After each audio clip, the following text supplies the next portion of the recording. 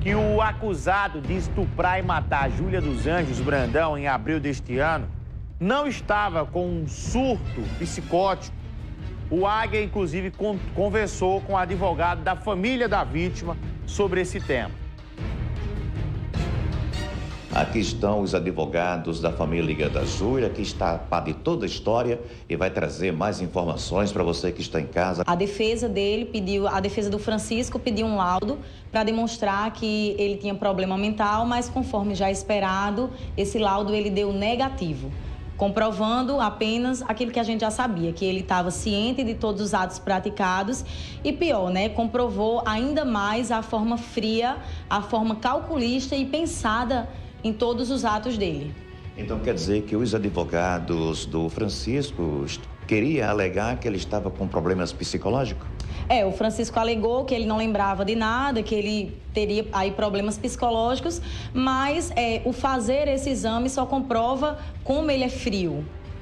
Uma pessoa calculista, né? Calculista. Tanto é que ele confessou, por exemplo, o abuso, né, o estupro. Ele confessou inicialmente que tinha abusado 4 vezes da Júlia e agora ele disse que tinha sonhado, né, no laudo, se vocês tiverem acesso, ele disse que sonhou 4 vezes com isso.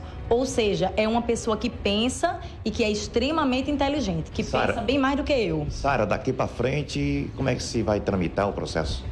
Então, daqui para frente, a gente está aguardando o juiz intimar as partes a respeito do laudo e, na sequência, se não tiver nenhuma contraposição, né, por parte da defesa, por exemplo, a audiência de instrução e julgamento será marcada e o processo segue. Nós estamos trabalhando nesse caso, assistindo o Ministério Público e por todos os crimes que foram imputados, nós prevemos que ele consiga pegar a pena máxima de 40 anos em regime fechado de prisão. É como Sara disse, né? Um cara muito frio e calculista.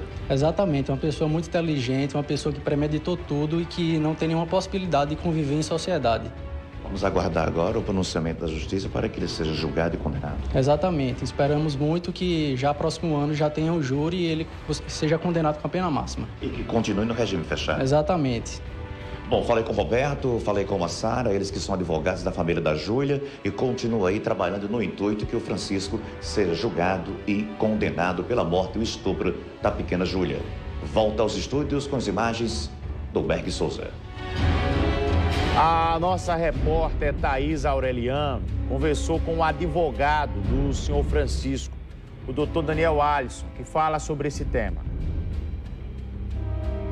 Francisco Lopes, padrasto de Júlia, teria abusado de Júlia, estuprado Júlia e matado. Isso no mês de abril. E ele confessou esse crime 5 dias depois da polícia encontrar o corpo e ele confessava esse crime.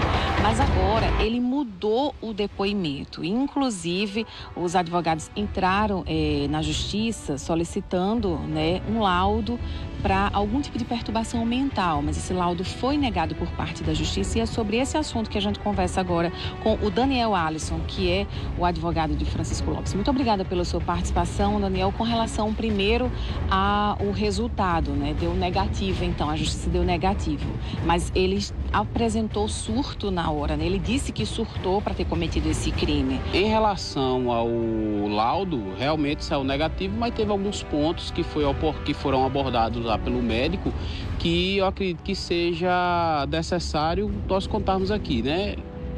Francisco teve uma infância muito difícil, já existem pessoas na família dele com problemas mentais e ele continua afirmando que teve surto e quando realmente tirou a vida da menina, ele não se recorda. Ele não nega que tirou a vida dela, ele não nega, contudo, ele não consegue se lembrar do momento.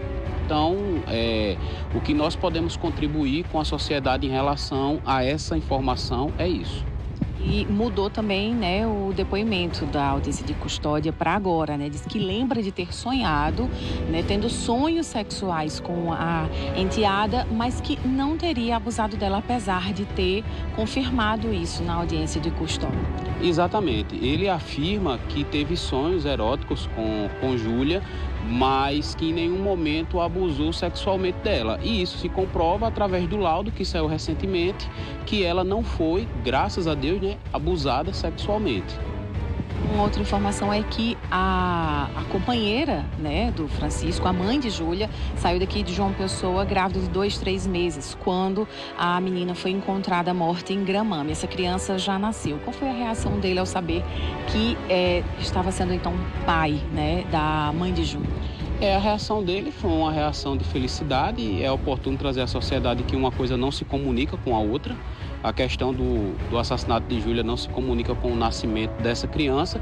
Ele está feliz, está contente, tem o interesse e vai registrar essa criança no nome dele, e nós vamos dar todo o suporte jurídico necessário. A mãe de Júlia não está aqui, então ele não conheceu o filho? Não, nem conheceu e possivelmente nem vai, né? Que eu acredito que ela não vai levar a criança até ele, então ele vai aguardar. Agora, em relação a ele registrar a criança, é um direito dele, e mais uma vez é que uma coisa não se comunica com a outra. Ele fez algum tipo de contato pós-prisão com a mãe de Júlia? Não, praticamente ele está praticamente isolado. O único contato, a única visita que ele está tendo é apenas da mãe e mais ninguém. E aí, a partir dessas informações, como é que a defesa vai atuar a partir de agora? Não, o que nós queríamos, como eu sempre falei, era apenas investigar esse surto que ele disse que teve durante todos os 2 primeiros meses do que ele estava segregado, e a gente fazendo entrevista com ele. Como agora saiu o resultado, agora o processo vai seguir o rito normal. Ele vai passar por audiência de instrução e julgamento, e lá nós vamos tentar aprofundar a questão de tudo que aconteceu para melhor prestar um serviço de qualidade a ele. A audiência, portanto, não está marcada, não tem prazo.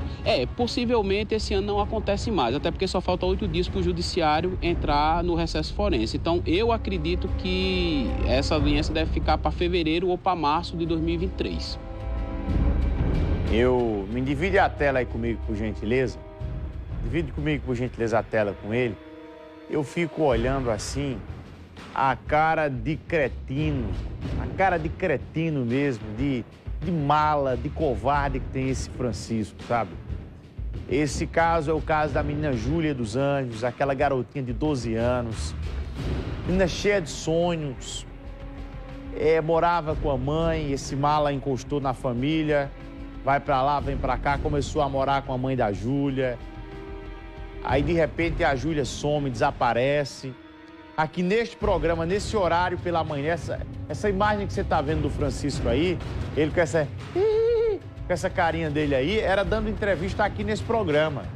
Inclusive, eu comentei aqui com todo mundo, esse mala aí tá no meio. Comentei aqui no programa. Aí ele, olha, eu tô aperreado porque a Júlia desapareceu e tal. Eita, uma pessoa de Mangabeira me ligou, disse que ela passou no ônibus, não sei aonde. Esse daí, problemas mentais, isso é muito mala. Isso é mais um perfil psicopata de enganar a sociedade, de enganar a família, de enganar as pessoas. Essa carinha de cara de psicopata mesmo. Cara de psicopata mesmo. Desculpem a revolta. Sabe por quê? Porque eu fui lá no local onde Júlia morreu, eu vi o corpo dela dentro de um cacimbão. Eu vi o corpo da Júlia dentro de um cacimbão. Eu recebi mensagens e ligações das pessoas da igreja de Júlia que assistem ao nosso programa. A mãe dela estava sem condições de falar, inclusive na época, mesmo assim falou aqui com o nosso programa. E aí foram quase 8 dias de buscas, de Júlia tá aqui, Júlia tá ali. Ele, inclusive, atrapalhando as investigações, mentindo para a polícia. Mentiu aqui nesse programa. Depois, quando fechou o cerco, ela tá ali. Aí foi mostrar onde estava o corpo. Aí vem com história que surtou. Que surto coisa alguma. Está no DNA de quem é psicopata, de quem é maldoso, de quem está com um sangue do capeta, do diabo. Me desculpem, inclusive, a revolta. Que tem muitos endemoniados desse jeito no Brasil. Pessoas ausentes de Deus, pessoas ausentes de crenças, pessoas ausentes de espiritualidade, acabam cometendo esses crimes absurdos. Você ter a capacidade de matar uma criança inocente, que observava, inclusive, nele, observava na figura dele, alguém como se fosse seu protetor, e o cara fazer isso. Você tem que ser condenado com todas as qualificadoras possíveis. Com todas as qualificadoras possíveis. E olhe lá, levou sorte ainda. Eu respeito mais o trabalho da advocacia do doutor Daniel Alisson. Inclusive, ele ontem deu entrevista no nosso trabalho, ou melhor, no nosso 60 Minutos no rádio, quando ele afirmou que o laudo concluiu que a criança não foi violentada sexualmente. Não, o laudo concluiu que, na condição que o corpo foi encontrado, não havia possibilidade de atestar se a criança foi abusada ou não. Foi isso que o laudo concluiu. Não é um laudo conclusivo dizendo, não, o perito colocou, não dá para afirmar, pela forma da rigidez cadavérica. Sabe-se lá se ele abusou ou não da criança, não estou aqui afirmando. Não estou aqui, jamais eu posso afirmar algo sem saber. Eu estou fazendo um esclarecimento sobre esse ponto, que não tem como afirmar. Felizmente a criança não fala mais, ninguém viu, ninguém presenciou. O que se tem é uma tragédia de alguém absurdo, de alguém com um perfil de monstro, de psicopata, que acaba fazendo isso contra um adolescente, uma garota, uma criança, que perdeu a vida dessa maneira. 6h35 agora, 6h35 na Paraíba.